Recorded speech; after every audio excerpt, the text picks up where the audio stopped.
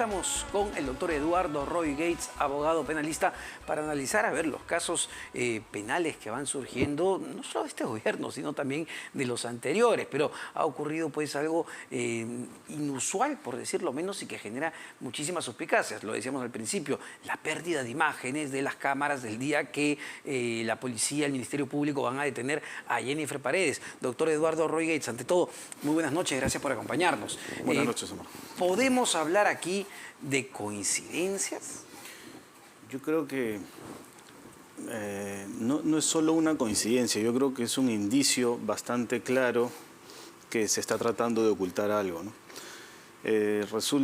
Resultaría una coincidencia demasiado extraordinaria que justo el día en que la Fiscalía fue a detener a Jennifer Paredes para hacer cumplir la orden judicial de la detención preliminar, se haya borrado estas cámaras, ¿no? Hay un oficio, ¿no?, que se ha emitido en donde prácticamente el jefe de la Casa Militar está solicitando que se verifiquen la funcionalidad de estas cámaras.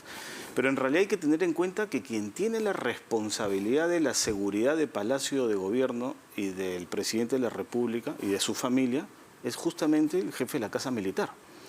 La policía que trabaja en Palacio de Gobierno y los miembros de las Fuerzas Armadas que están en Palacio de Gobierno, todos están bajo la autoridad del jefe de la Casa Militar, que tiene que ser un general de brigada. Que entiendo, solo para acotar, es el general José Antonio Mariscal Quirós, que a modo de pie de página, cuando es designado a este puesto, es ascendido de coronel a general justamente por el gobierno del presidente Castillo. Exacto, porque justamente quien tiene que ocupar este cargo tiene que tener obligatoriamente ese rango de general de brigada, ¿no?, que es el grado siguiente a coronel. Entonces, es él quien tiene que responder, no la oficina técnica, sino la Casa Militar, porque los demás ven justamente los aspectos técnicos si una cámara falló o no, pero quien tiene que controlar que esté funcionando, que estén operativas en todo momento estas cámaras, es justamente la Casa Militar, ¿no?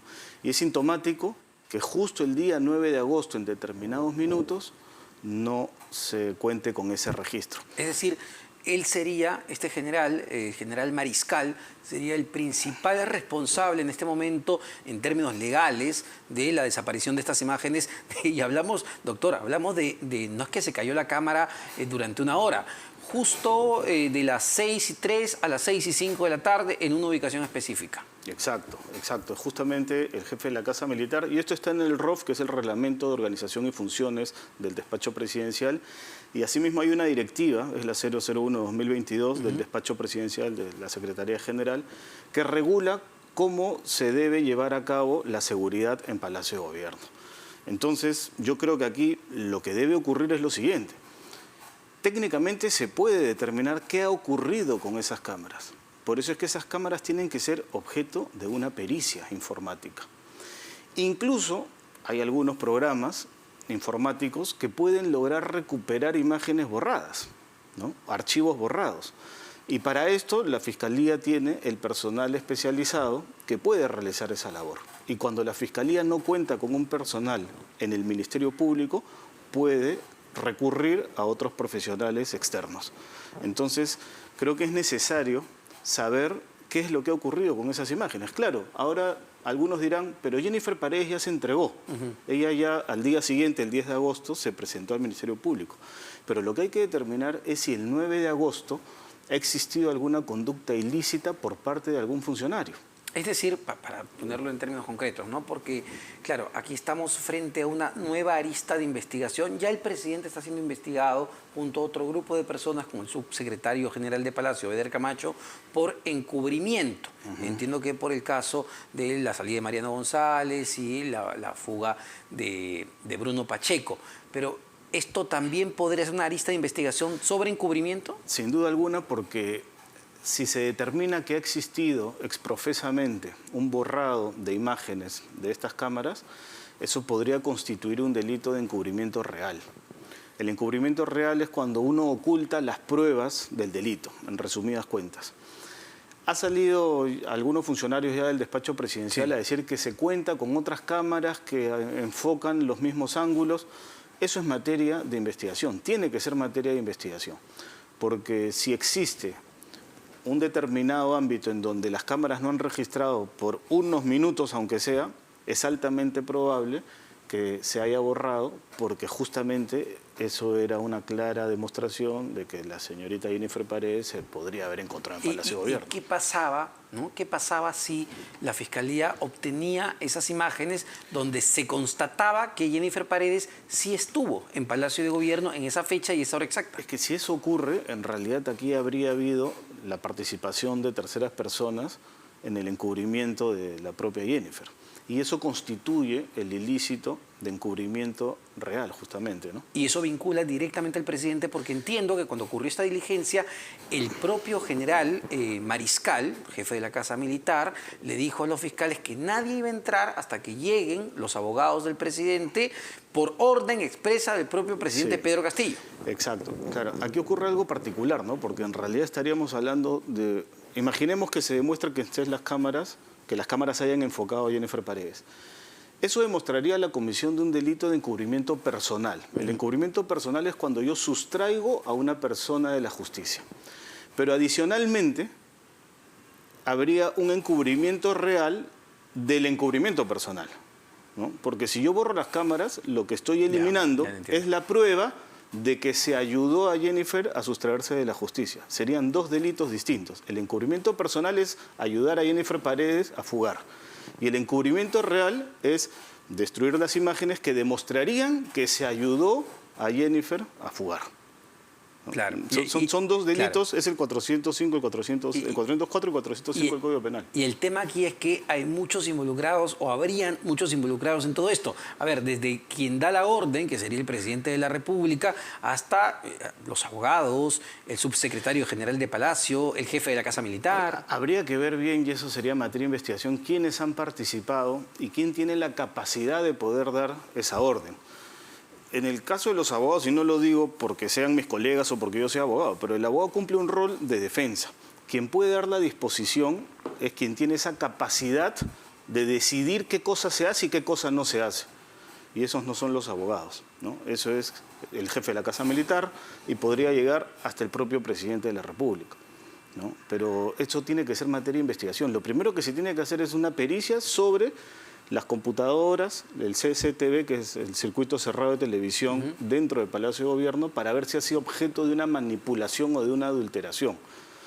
Y como les digo, la técnica, la ciencia hoy en día permite hacer una recuperación de archivos o imágenes borradas. Ahora, doctor, uno también podría pensar, no sé si estoy siendo simplista, pero ¿para qué borrar estas imágenes si ya el juez Justiniano Romero le había dicho a la Fiscalía, oye, no, desde mi punto de vista, Palacio no te debe entregar las cámaras por un tema de secreto de Estado? ¿Para qué si ya el Ministerio Público no podía acceder a estas imágenes? Claro, pero todas las decisiones judiciales pueden ser materia de apelación, ¿no? Puede haber un nuevo pedido y puede ser que la entidad que analice en segunda instancia tenga otro criterio. Entonces, a mí me parece que sí es un hecho que se debe investigar. Tampoco yo quiero atribuir directamente una responsabilidad a algún determinado funcionario público, pero creo que es un hecho que se tiene que investigar y se tiene que determinar qué es lo que ha ocurrido con esas cámaras. Sí, claro. Y a ver, volviendo al punto central, es verdad, las cámaras del interior de Palacio evidentemente son claves, pero ya la Municipalidad de Lima ha entregado al Ministerio Público las cámaras de los exteriores de Palacio y entiendo, y usted lo debe saber muy bien, que si yo como equipo especial de la policía y fiscalía voy a ir a Palacio de Gobierno a detener a la cuñada de cariño del presidente, debe haber habido pues un proceso previo de inteligencia e identificación de que ella se encontraba ahí, probablemente tengan fotografías o material audiovisual. Así es, porque cuando salen las órdenes no se ejecutan en el acto, ¿no? Entonces la autoridad que va a ejecutar la orden se entera con anticipación y puede hacer un seguimiento de las personas justamente para garantizar la efectividad de la orden judicial, para garantizar que se ejecute correctamente la orden judicial. Entonces normalmente hay un seguimiento a las personas para ver en qué lugar se encuentran y poder cumplir con la detención, ¿no? Entonces, en ese sentido, digamos, sería relativamente sencillo poder determinar que Jennifer Paredes sí ingresó y sí estuvo en Palacio de Gobierno. Pero hay que ver, porque uno puede ingresar a Palacio de Gobierno en automóvil. Y lo que van a registrar las cámaras de la Municipalidad de Lima son los ingresos de los automóviles, pero dentro de Palacio de Gobierno solamente queda registrado a través de las cámaras del circuito cerrado de televisión de la seguridad de Palacio, que es, repito, de la Casa Militar. Entonces, las cámaras de la Municipalidad de Lima no creo que puedan ayudar mucho en este caso, ¿no? Ahora, a ver, ya, sobre este tema que ha pasado, que claramente me imagino como a todo el mundo que ha sido espectador de esto, le genera pues suspicacias o levantar la ceja. Y en el Ministerio Público esto habrá caído también como, ¿qué pasó aquí? Y entiendo que ya en unos días se tiene que evaluar, porque la detención preliminar de Jennifer Paredes vence. Ya son 7 días, me parece, sí. Vence en 10 días, en unos días. Son 10 días, ¿no? Son 10 días. Ya, ¿esto puede terminar afectando su situación? Lo que ocurre es que cuando se hace una detención preliminar, al final, cuando se cumplan los 10 días, la Fiscalía tiene que decidir si es que formaliza la investigación preparatoria. Porque ahorita está en una investigación preliminar, por eso es que la detención es preliminar máximo por 10 días. Si la Fiscalía no formaliza la investigación preparatoria, lo que va a ocurrir es que al 10º día Jennifer Paredes tendrá que obtener su libertad. Pero normalmente, cuando existen detenciones preliminares, la Fiscalía lo que hace es formalizar la investigación preparatoria y en algunos casos hace un requerimiento de prisión preventiva. Y desde que hace ese requerimiento de prisión preventiva, esos 10 días en realidad ya no son solamente 10 días, sino que la detención se extiende hasta el día de la audiencia de la prisión preventiva. Entonces es normal, en términos de forma, es normal que el fiscal, la fiscalía esperen hasta el 10º día en este caso para hacer la solicitud. Por lo general, antes del 10º día, puede ser el 9º día o el mismo 10º día, la Fiscalía formaliza la investigación preparatoria, que es una simple comunicación al juez. El fiscal no le pide autorización al juez para formalizar la investigación preparatoria. El fiscal, si decide, la formaliza y le comunica al juez que está formalizando la investigación preparatoria. Desde ese momento, el fiscal está facultado para solicitar ya la detención preventiva, que dependiendo de los casos puede ser por 12 meses, 24 o 36 meses. Y eso sí requiere de una audiencia judicial. Ahí sí decide el juez si otorga o no otorga la prisión preventiva, previa audiencia en donde hay un contradictorio, hay un debate entre el fiscal y la defensa técnica del imputado. Y entiendo que dado que la investigación, en este caso específico de Jennifer Paredes y los otros detenidos, es por organización criminal, el Ministerio Público puede solicitar hasta 36 meses, 3 años. Se puede solicitar hasta 36 meses. En realidad puede solicitar 2 meses que estime pertinente, hasta un máximo de 36 si es por imputación de organización criminal, y el juez evaluará si es que otorga, en primer lugar, la prisión preventiva o no, y si la otorga puede regular los meses, no tiene que otorgar necesariamente lo que el Ministerio Público le solicita. Lo que no puede hacer el juez es otorgar más de lo que el Ministerio Público pide. Imaginemos que el Ministerio Público pide 12 meses, el juez no le puede poner 24. Como máximo el juez le puede poner lo que el Ministerio Público esté solicitando. Ahora, con todo lo que hemos visto en estos días y con la información abundante que hay a partir de, ojo, no solo declaraciones de los colaboradores eficaces, sino de las propias decisiones que ha tomado el presidente, sus ministros, el alcalde en el caso de Obras Cajamarca, que es el caso que se investiga acá, ¿cree que la Fiscalía pida la prisión preventiva para Jennifer Paredes? Yo creo que es altamente probable que lo haga por el siguiente motivo, ¿no? Desde mi punto de vista, creo que Jennifer Paredes ha mostrado una actitud irrespetuosa a la autoridad. No solamente en el Congreso de la República, ¿no?, sino en la propia Fiscalía. Se conoce que cuando ha ido a declarar a la Fiscalía tuvo la misma actitud, o peor incluso, que la actitud que tuvo ante el Congreso. Cuando ella se le preguntaba para qué empresas trabajó, ella dijo que trabajó para 1 o 2 empresas, y cuando se le preguntó para qué empresas, ella dijo que no recuerdo. Y desde mi punto de vista eso sí es un acto hasta de burla a la autoridad. Porque ella podría haber ido y no declarar y guardar silencio, ¿no?, que a veces es mejor. En vez de faltar el respeto o ir con una actitud altanera, es mejor mostrar una conducta de sujeción a la investigación, de respeto a la autoridad, o por último, manifestar que va a hacer uso de su derecho al silencio. Ahora, doctor, tenemos una información de último minuto. Acaba de salir justamente sobre este tema en particular y, a ver, el Ministerio Público, según fuentes de RPP, va a solicitar la prisión preventiva para Jennifer Paredes, cuñada del presidente de la República, Pedro Castillo, o hija de cariño, como él mismo refiere, y para el alcalde de Anguía, quien, según Bruno Pacheco, número 2 en su momento de Palacio de Gobierno, sería el cajero del presidente de la República. Reiteramos, según fuentes de RPP, el Ministerio Público va a solicitar al Poder Judicial la prisión preventiva para Jennifer Paredes, cuñada del presidente, y para el alcalde de Anguía, José Medina. Ojo con eso. La pregunta es, ¿qué pasa con los hermanos Hugo y Angie Espino, sindicados también por el Ministerio Público como los testaferros en esta supuesta organización criminal que ha, no diseñado, pero que especula, que plantea existiría el Ministerio Público? Y justo lo que hablábamos, doctor, ya con esto, pues, justo lo que decía, los argumentos parecen que van hacia esa línea. Claro, ahora, si estamos hablando de un cúmulo de personas que se encuentran más o menos en la misma situación, y el Ministerio Público anuncia o de alguna manera deja saber que va a requerir la prisión preventiva contra unos y no contra otros, creo que está claro que contra aquellos que no se va a pedir la prisión preventiva es porque se han sometido a una colaboración eficaz. O sea, es altamente probable que aquellas personas a las que no se les hace un requerimiento de prisión preventiva es porque han decidido colaborar con la investigación y pueden haberse acogido a una colaboración eficaz. Con lo cual el Ministerio Público va armando su caso y por más que muchos critiquen este proceso especial de colaboración eficaz, es un arma poderosísima con la que cuenta el Ministerio Público para avanzar en este tipo de investigaciones. Porque las personas que se encuentran en este tipo de problemas en un determinado momento van a hacer una evaluación. ¿Qué les conviene más? Enfrentar una investigación donde pueden existir altos indicios, pruebas en concreto, de la comisión del delito con alta probabilidad de condena en un futuro, o someterse a una colaboración, decidir participar con la Fiscalía en la investigación, aportar prueba y obtener beneficios que pueden ser incluso de exención de pena, ¿no? El Ministerio Público puede dejar exento de pena, eso quiere decir no ponerle pena a una persona que ha cometido un delito y que reconoce su delito.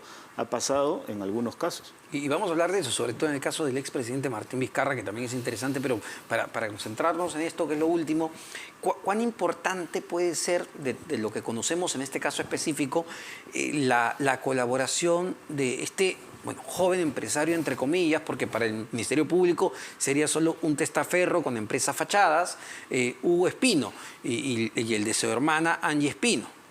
Bueno, yo creo que ellos están en mejor posición que los demás para poder colaborar, ¿no? Porque en este tipo de investigaciones lo que más le interesa al Ministerio Público es el funcionario público que ha cometido una irregularidad, ¿no? Porque el funcionario público recibe un sueldo del Estado, que lo pagamos todos los peruanos, tiene un deber, ¿no?, de cumplir con todas sus obligaciones frente al Estado, un deber de ética, moral, etc. Entonces, es normal que quienes no son funcionarios públicos, pero que han participado en el delito, se sometan a una colaboración dándole información a la Fiscalía sobre la participación de aquellos funcionarios públicos que sí han tenido, que han cometido el delito y que tienen este deber para con todos los peruanos, ¿no? Entonces es normal que los particulares sean los que se sometan a una colaboración eficaz. En el caso de Jennifer Paredes, claro, ella también es una particular, ¿no? Ella no es funcionario público, pero es una persona que está estrechamente vinculada al presidente de la República. Entonces su situación se complica un poco más. Yo creo que los hermanos Espino están en una mejor posición para poder optar por ese camino, ¿no? Si es que así lo han decidido, porque todo parece indicar que así ha sido, ¿no? Nos manejamos en base a fuentes en este momento, pero bueno, es lo que de alguna manera esperábamos o especulábamos a partir de la argumentación y de los indicios que iba a suceder. Pero volviendo al tema de los hermanos Espino, no sé si este factor sea clave para que alguien vaya a colaborar con la justicia. ellos no solo tienen dichos en el caso de Hugo Espino, sino que también hay un depósito o dos depósitos en realidad detectados por la Unidad de Inteligencia Financiera, Claro, el SBS, de 90.000 hermanos, ¿no? soles de los Sí, hermanos de los- Lilia Paredes. exacto. Es decir, aquí además hay la ruta del dinero. Así es. Por eso, cuando existe este tipo de indicios, claros indicios, que no encuentran una justificación razonable, no encuentran una explicación, ellos habrán optado, supongo yo, por acogerse a este proceso especial, ¿no? Porque harán su evaluación y pensarán que en un futuro pueden recibir una condena, ¿no? Entonces, en vez de eso, uno decide colaborar con la investigación, sobre todo cuando los indicios con los que cuenta el Ministerio Público son reveladores, ¿no? Como en este caso. ¿Y cuán probable, doctor, es que a partir, digamos, de colaboraciones de los hermanos Espino y lo que ya se conoce hasta el momento, se llegue a solicitar una prisión preventiva para la primera dama, Lilia Paredes, que no goza de ningún tipo de inmunidad por ser la primera dama, pero que en este esquema que ha dibujado de alguna manera el Ministerio Público, se le pone en un lugar muy importante? Ella vendría a ser la coordinadora de la organización criminal, según plantea el Ministerio Público. Exacto. Ella también es objeto de investigación, se encuentra en una posición bastante delicada y sería perfectamente posible, incluso en algún momento se pensó que así iba a ser, que el Ministerio Público iba a solicitar también una detención preliminar para ella. No lo ha hecho hasta el momento, pero eso no quiere decir que en un futuro no se soliciten medidas coercitivas un poco graves en su contra, ¿no? Estoy hablando de impedimentos de salida del país, incluso una prisión preventiva, porque este caso se va a formalizar. Este caso, pasado mañana máximo, si el Ministerio Público quiere solicitar prisiones preventivas, tiene que formalizarlo, mañana o pasado mañana, porque pasado mañana se cumplen los 10 días de la detención preliminar. Si el Ministerio Público no formaliza la investigación preparatoria, va a tener que dejar a aquellas personas a las que ha detenido preliminarmente, las tendrá que dejar en libertad. Entonces, tiene esos dos caminos el Ministerio Público. Puede decidir continuar con la investigación preliminar, pero para eso, quienes han sido detenidos al cumplirse los 10 días tienen que recuperar su libertad, o podría formalizar la investigación preparatoria y hacer un requerimiento, un pedido de prisión preventiva. Ahora, ¿y por qué podría darse, lo seguimos en condicional, aunque esto ya se maneja según información de la Fiscalía, ¿por qué José Medina, alcalde de Anguía, quien es indicado como el cajero del presidente Castillo, habría decidido no colaborar? ¿Cuán compleja o complicada es su situación, dado que es indicado como lugarteniente o cabecilla de la organización? Sí, la sindicación contra él es bastante grave. Lo que yo tengo entendido es que él no ha reconocido los hechos que se le imputan. Sé que su actitud en la detención ha sido de rechazo absoluto a las imputaciones del Ministerio Público, ¿no? Las razones de ello no las sé, ¿no? Tampoco tenemos una prueba fehaciente de que él ha sido responsable penal. Eso es materia de investigación, sí, ¿no? Pero sé que la actitud de él ha sido de rechazo. Entonces, asumo yo que él va a tomar una actitud de defensa de la imputación. Es lo más probable, ¿no? Perfecto, doctor. Muchísimas gracias por este análisis de lo que viene ocurriendo y lo que va a ocurrir en los próximos días. El doctor Eduardo Roy Gates, abogado penalista.